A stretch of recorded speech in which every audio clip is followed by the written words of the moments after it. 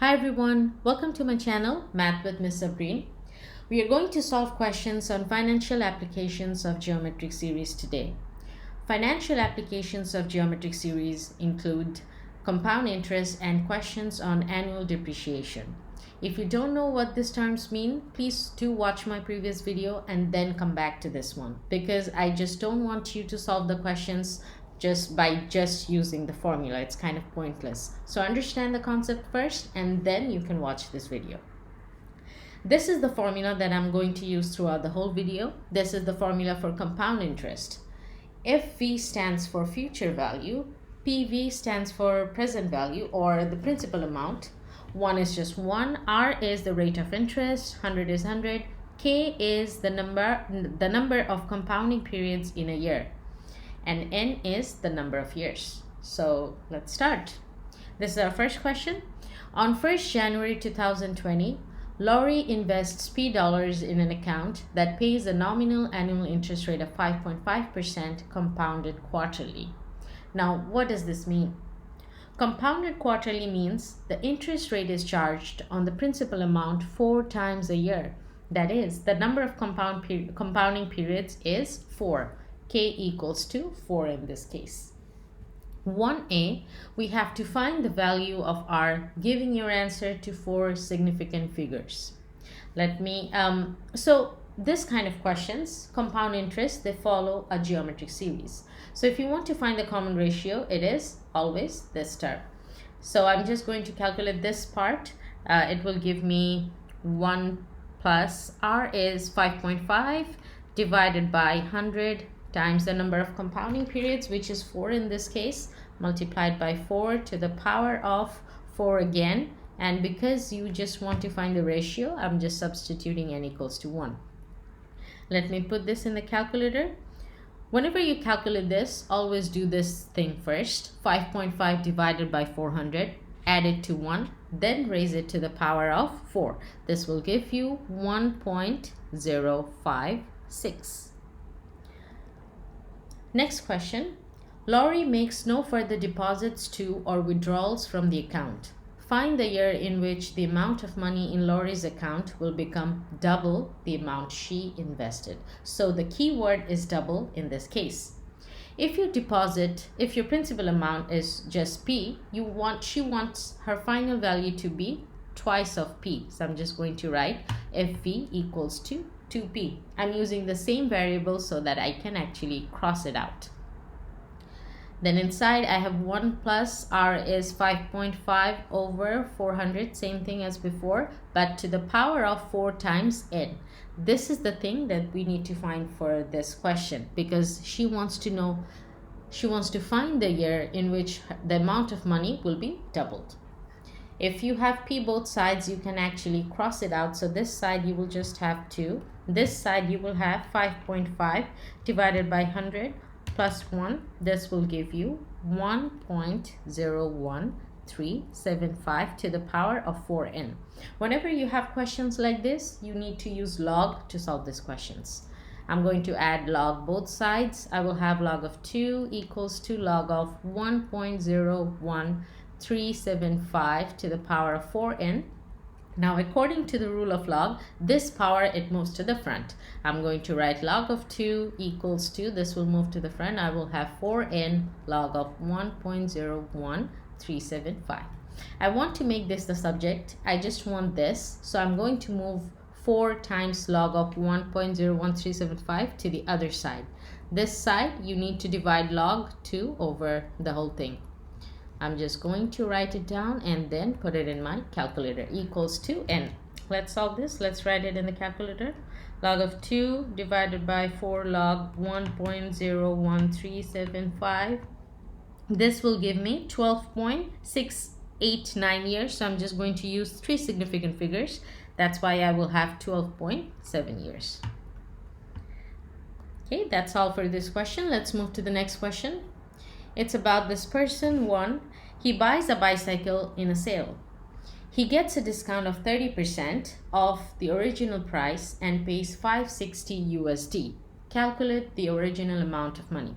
Now, discount of 30%, if you take that out of 100, that means this $560 is actually 70%. 70% of 70% equals to 560 USD. So if you want to find the real price, that means you have to find 100%. If 70% is 560, 100% will give you 560 over 70 times 100. You can cross this out. This you will have 80 times 10 will give you 800 USD. So this was the original price, but he got it at a price, he just had to pay $560 because it was on a discount of 30%. For the next part, to buy the bicycle, one takes a loan of 560 USD for 6 months at a nominal annual interest rate of 75% compounded monthly. This means the interest rate is charged on the principal amount 12 times a year. For this question, my K is going to be 12. Interest rate is 75% and the principal amount of money is 560, and he is going to take the loan for 6 months. That means he has to pay the total amount of money within this period of time. Now calculate the difference between the original price, which is 800, and the total amount he will pay. Let me find this total amount first, and then you can take it out from 800.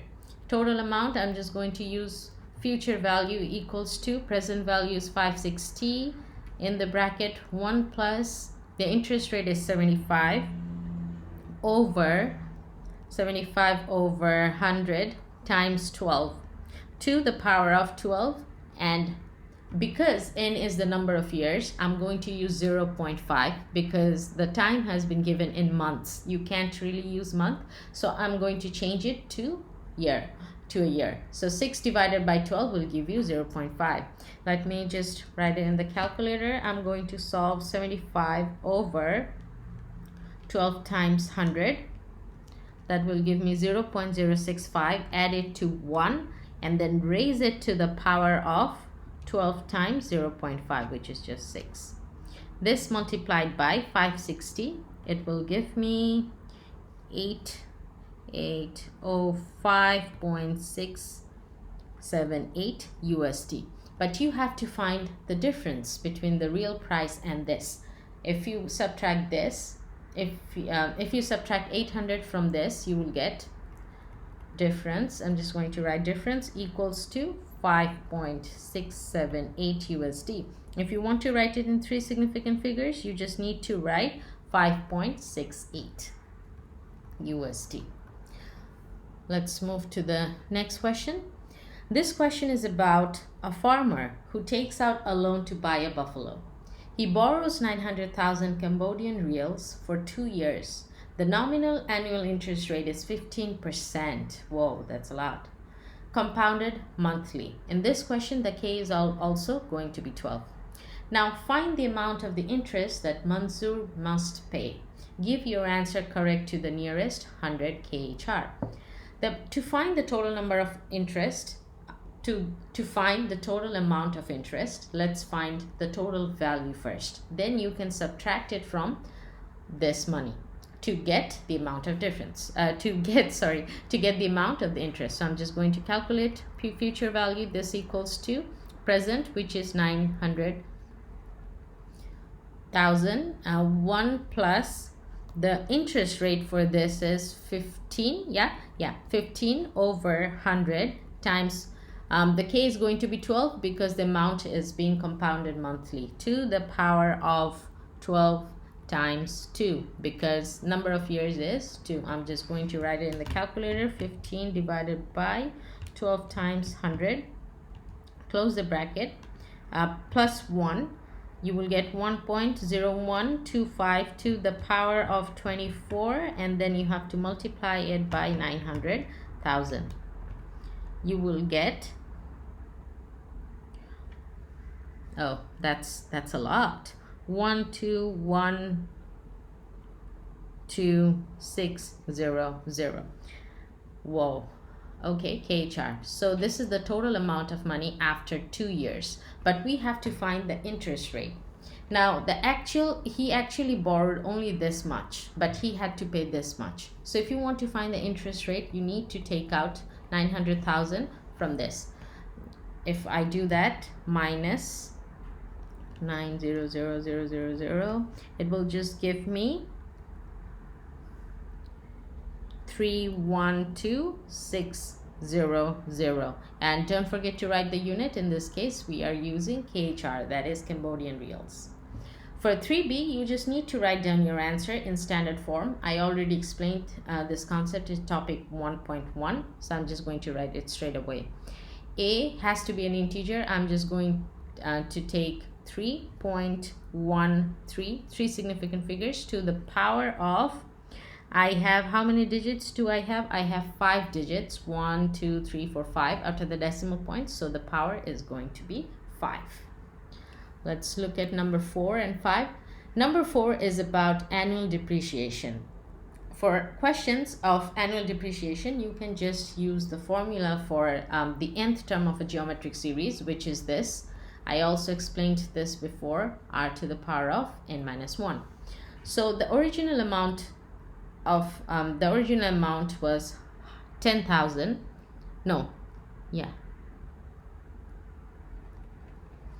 Dollars, and it depreciates by 18%.